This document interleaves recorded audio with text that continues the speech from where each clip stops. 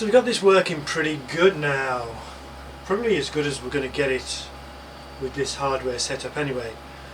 So what I'll do in a little while is just fly it around and try and demonstrate that as far as I can. It's difficult to demonstrate something that's really an immersive three-dimensional experience in a flat video format. But I'll have a go. Then I don't think there's going to be much more to say. There's going to be some tinkering still to do. The performance is adequate. Best described as adequate. It's usable. As you'll see, it's not perfect. I don't think I'm going to get it perfect without upgrading the hardware. I've come to realise that the performance ultimately of the side views isn't to do with the slave PC. As far as I can tell, that's adequate for running FSX Steam Edition with the two side views. Surprisingly, I did think I was going to have to go to a separate PC for each side view. I still might have to do that, but not for reasons of performance. We do have still have this unexplained thing about the level of detail radius on the windowed view. That's what I'm calling the problem.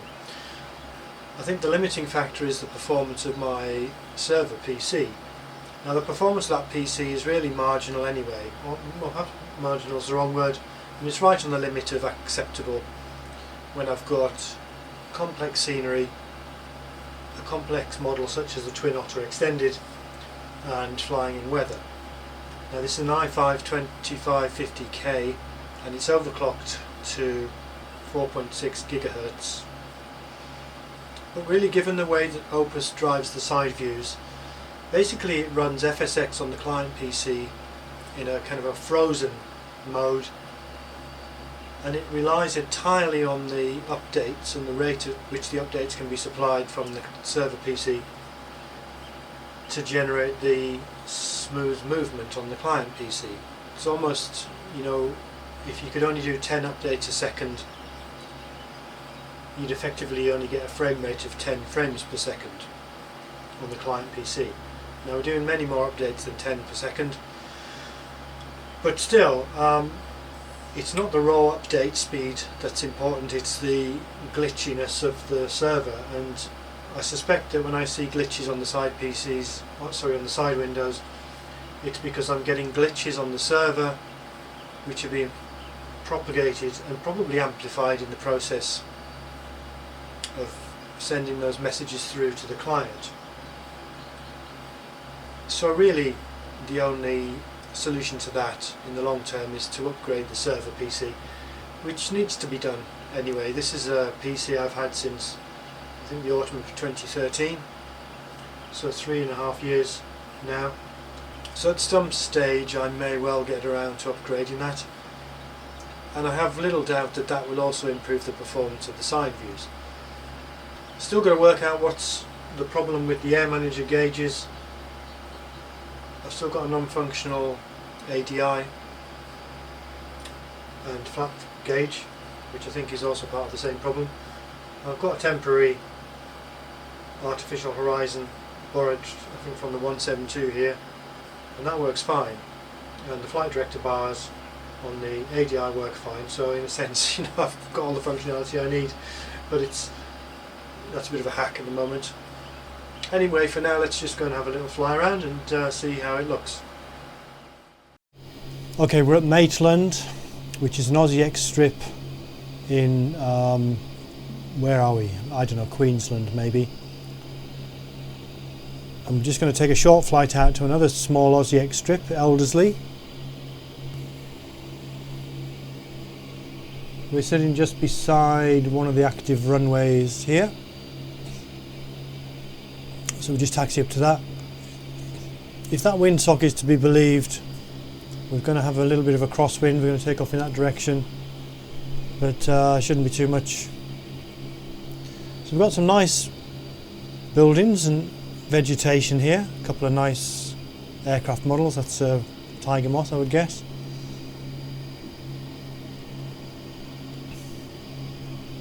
It's the Royal Newcastle Aero Club.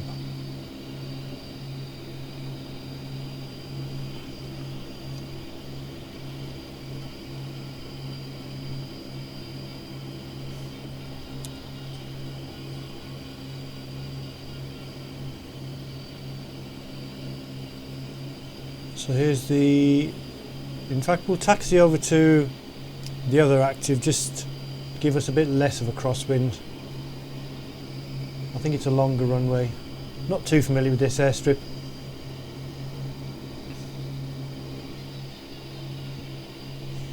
Okay, so here we are. We've got a tractor over in the field, just spraying or cutting or something, mowing, which is kind of a nice touch.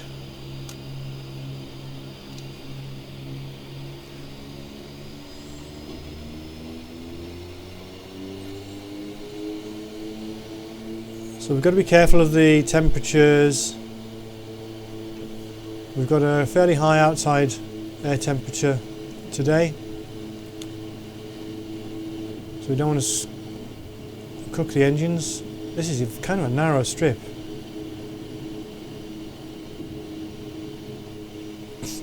Okay, there we go.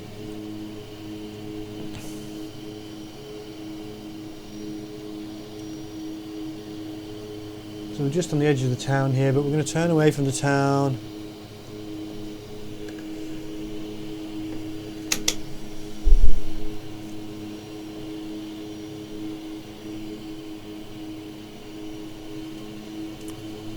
We don't have Maitland, sorry, we don't have Elderslie on the GPS because it's not a default strip, but I know the way there. We do it by eye, just by following the river and that sort of chain of hills over there. We're going to go over that little hill with the radio mast on first off. So this is the FTX Australia SP4 scenery that we're looking at here. And of course the Aussie X strips fit in very nicely to this scenery. They were designed to do just that. And this is relatively low impact scenery in terms of performance, particularly compared to some of the other FTX sceneries. This was the first FTX scenery I owned, more or less. Of course it's the original FTX scenery, upgraded a number of times since then, and although it's low impact, that doesn't mean it isn't very nice scenery. I really like just the depiction of these rural areas, particularly little farmsteads and homesteads that we fly over. I mean, kind of like that's a small example just down there to the left, but you know, some of them are just really nicely done.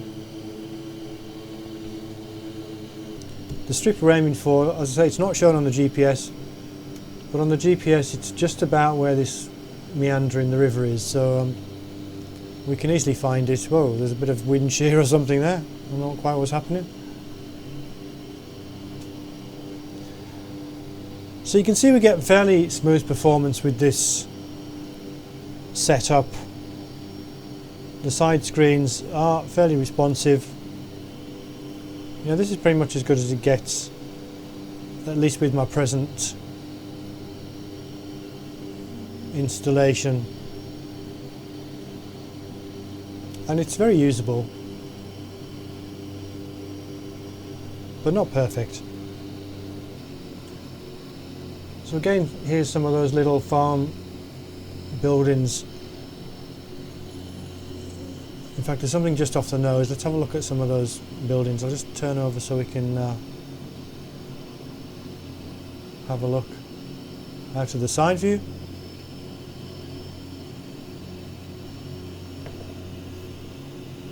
So there you go. Those, just these incidental, small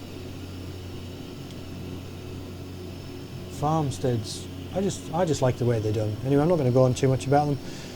So the destination strip, Elderslie, is off the left-hand wing. We're going to start to slow down just as we come past it on the right-hand side. Then I'll do a kind of an overhead join of sorts, join it on a downwind, and we'll land. So there's the strip. You know, these complicated Orbix airports are all very well, and they're very nice, nothing against them. But you know, sometimes less is more, and I really love all of these Aussie X strips because by and large they're backyard or farm strips, you know, with just basic facilities and a few buildings here and a couple of aircraft models and so on parked, but they're done with such character. You know, this one's done with a hard surface runway, but it's a distressed hard surface runway, as you'll see when we get down to it. There's a little pond there as well, and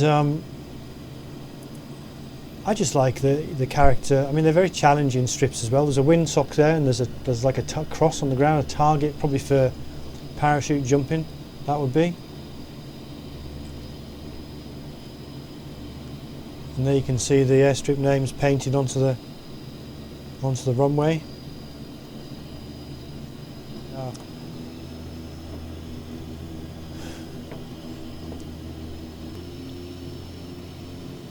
Well, there's a flock of birds there as well.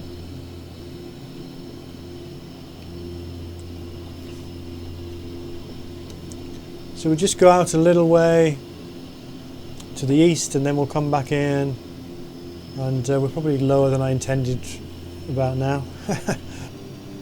So what we're going to do is just hook it round into a kind of a 180 here and put it down. Hopefully that's going to work. Going to have to be kind of a tight one. It's a little bit awkward flying. I'm sitting in a much lower seat position than I normally would be, just so we get a good view for the camera.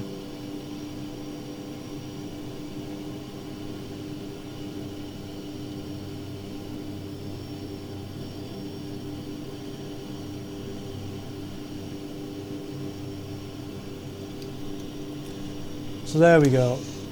Let's just pile it in with a bunch of flaps because I came out of that much higher than I intended.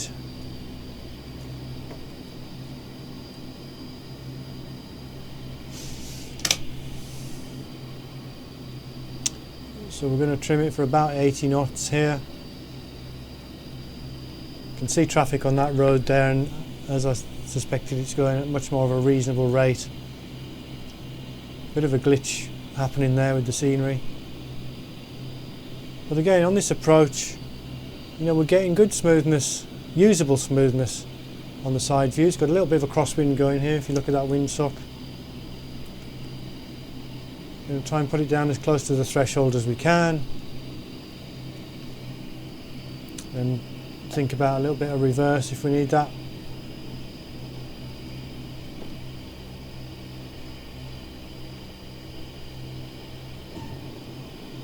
We're not going to need reverse, just stand on the brakes, backtrack up that. You can see that's not even a flat runway. We've got a bunch of, not only is it distressed, but we've got a bunch of hills and bumps in it as well.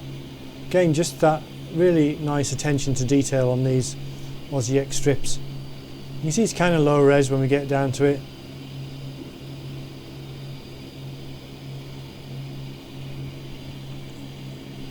But you know, this is way better than a lot of the default strips. Certainly the default strips that aren't hard runways.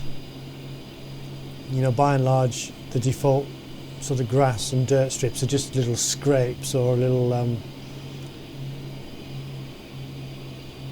you know, very unconvincing.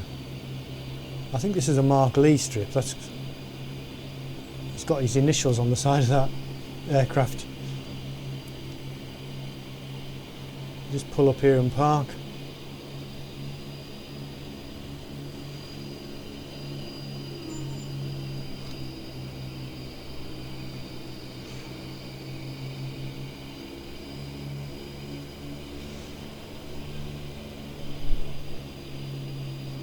So there it is, Elderslie.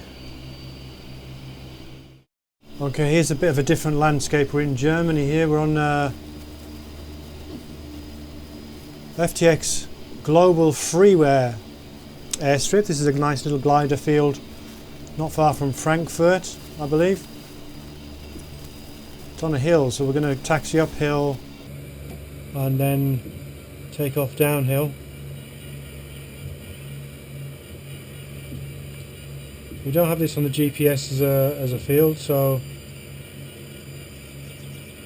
we need to be attentive to how to find our way back.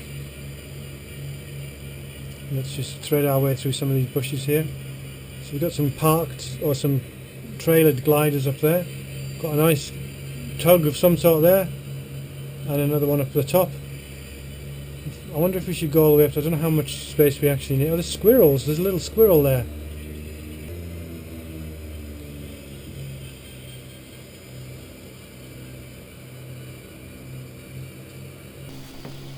And we've got a wind farm right at the end of the field.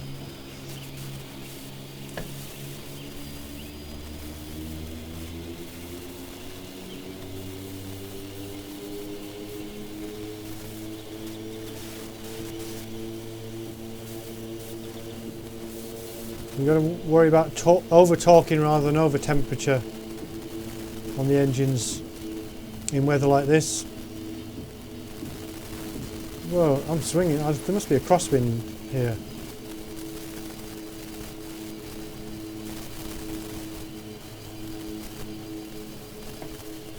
Of course, normally we wouldn't really go near that wind farm, but just for a laugh. So we're taking off on 230 degrees, more or less.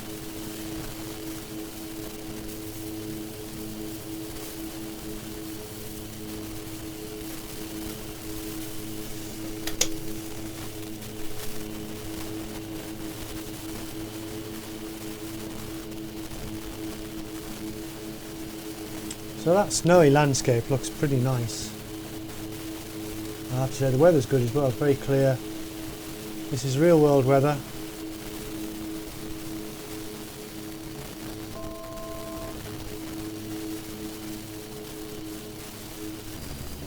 Yeah, that's the strip.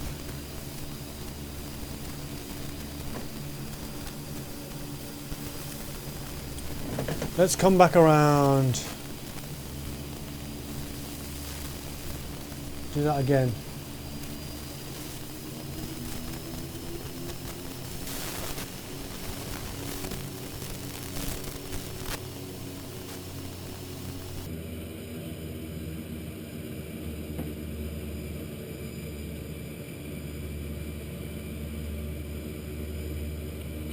Alright, so I think the strip is pretty much right there. It's difficult to see from here, but I think that's where we're headed.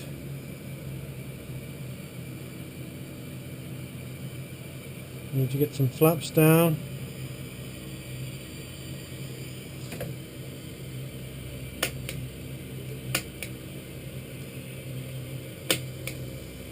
I think we'll put all the flaps down.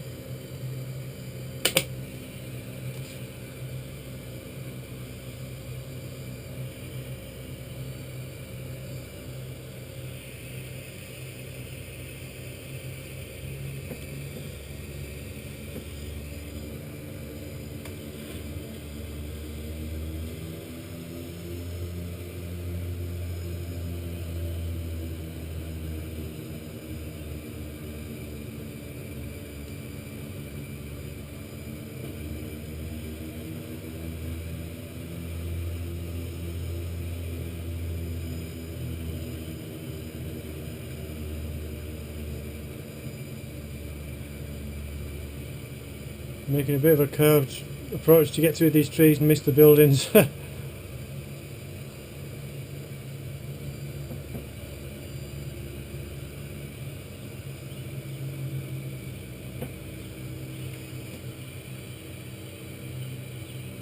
have really landed uphill here. So this is going to work out. Alright, use reverse to stop.